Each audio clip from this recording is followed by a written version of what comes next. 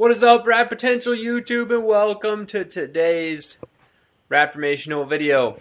We're doing another one this week because, well, we have RADformation for you. So, today's video is going to be about removing the fuel tank on your first generation RX7. And I'm going to say first generation RX7 as a whole because I've done it on both and it's pretty much the same. So, the things you will need. 1. A hose clamp of sorts, removal tool, or a hose cutter, like a Dykes, your wire cutter, standard something cutter. The other thing you will need is a 14mm socket in order to take the gas tank straps off. The hose clamp removal tool is to remove all the fuel lines. There's 3 fuel lines that are going to come off the top of this tank. You're going to have a return line, a feed line, and a vent. So I guess technically only 2 fuel lines and 1 vent, but there's 3 rubber lines that come off the top of the tank. Those are all going to go forward. The vent, all that stuff goes to the rollover valve. You've got other stuff under there, which we will show you here in a second. But I'm going to go ahead and say that it is easier to do this with an empty gas tank. So the first thing I'm going to do, because I don't know if the gas tank in the race car is empty, is we're going to drain it. Now, on these, there should be a drain plug for you to use on the bottom of the tank. Let me grab my light. We'll show you. Let's hope that this light doesn't freak out my camera. So, at the bottom of this tank, you will see right here, there is a drain plug. Sounds like I got fuel in mine. You can see this tank's, been smashed. It is on a rally car.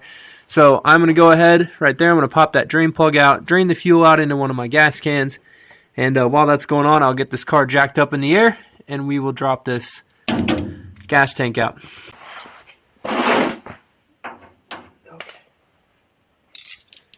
It is a 14mm as well. Pop this baby loose.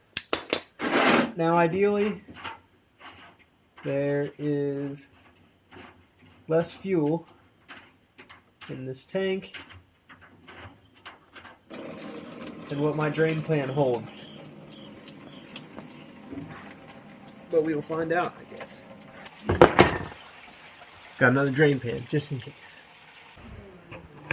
Alright, so, fun fact. If you forget to, well, I guess, if you don't drive your race car that much, you end up with a lot of gas. And I've got one 5-gallon bucket full in my drain pan. So probably half a tank, but now we're empty. So, got this thing up in the air, and you might have realized by now that I didn't say that you needed to disconnect anything with regard to the fuel filter. Okay, so you might remember I didn't say that you need to disconnect anything with regard to the fuel filler, and that's because we're going to talk about that right now. So, before you can drop the tank out, you've got to disconnect the filler neck from right here. There's going to be 3 bolts in it. This is just an alignment hole.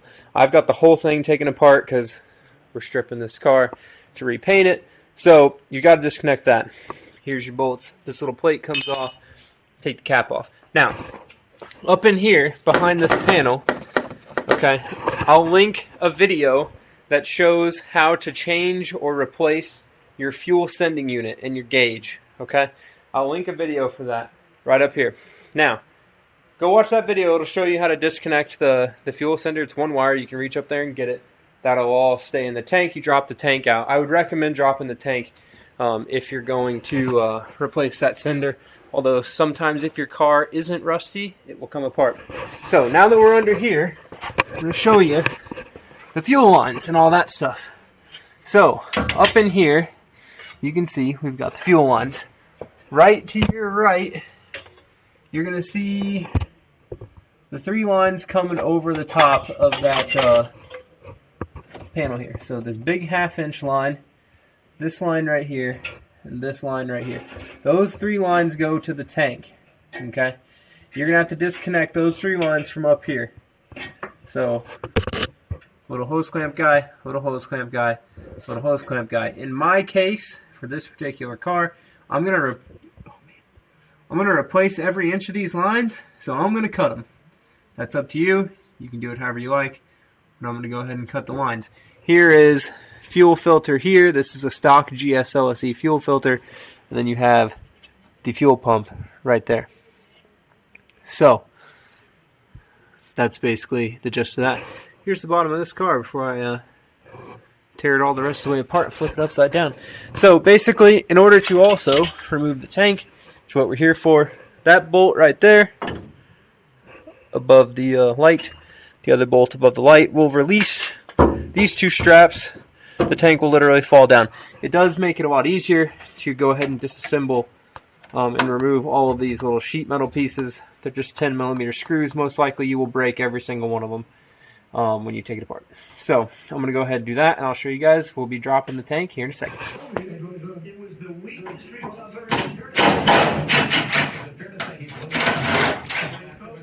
when there was record unemployment before COVID. Yeah, but because what he did before COVID, manufacturing went in the hole.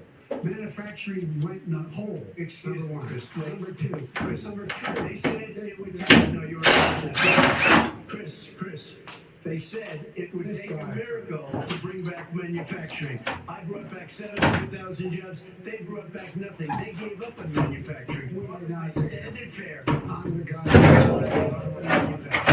who brought back, I was asked to bring back right here in the state of Ohio and Michigan. He blew it. They're gone. He blew it. And the fact that Ohio had the best year it's ever had last year. Michigan had the best year. that is not Any true. car companies from China went to Michigan. Hey, yo! And so you take a look at what he's actually done. Look at that! Pause this dumb political stuff. We have your fuel tank on the ground. Okay, so should show you a little bit about this thing. Alright, on a GSL SE 13B fuel injection original car, you will have a 1/2-inch feed line, 3/8 or whatever, 5/16 return, and then your little baby vent line. Here's your fuel sender, little Phillips head screws. These will most likely break or strip if you try to take them out.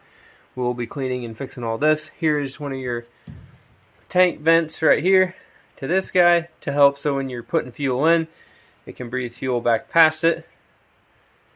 And here's your 3 lines. So the fuel pump is actually on the chassis on a first gen and not in the tank. This piece here looks kind of like this number. It goes down. It goes down, forward, and down, I believe. Maybe it goes that way. It's got a big 90-degree bit into it. And on a GSLSE tank, there is a sump with baffles in the tank. On a regular FB tank, there's not a sump with baffles. So, keep that in mind. This foam tends to get stuck up in here and glued to the bottom. You can see how crusty and chunky it is. Not really. It's actually really nice. Frame rails look solid. Trunk thing, or the spare tire well looks solid. We got a cherry bomb on this guy. So, in order to put this back in, I would suggest, if it's empty, you could probably just do it by hand as you saw me. Alright. If it's empty, you can put it back in by yourself, just with your hands, as you saw me do it. If you did this with like some fuel in your tank, you might have to put it on a floor jack. Basically, make your fuel lines long enough to come out here and label them, and then put the tank up in there, cut these, hook them up, then you're ready to rip. This thing, you'll just have to guide it back up in there as you go. You definitely want to put this on the tank before you put the tank up in the car. This kind of little rubber plate thing makes it awkward to get it up in there. But that's pretty much it. If you want to remove your straps, there's 2 more 14mm bolts on the front. And I only took off the front aluminum trim piece. So, that is the quick and dirty RADformational video on how to remove your fuel tank from your FB RX7, your first generation RX7 as a whole, and some good old-fashioned knowledge on what you got going on with your fuel tanks. So, thanks for watching. Subscribe for some more how-tos or to follow along with the builds, and we will see you next time. Keep it rad. Here we have a wild cam in its natural habitat. Oh, the mating call. We'll see how successful he is tonight with that.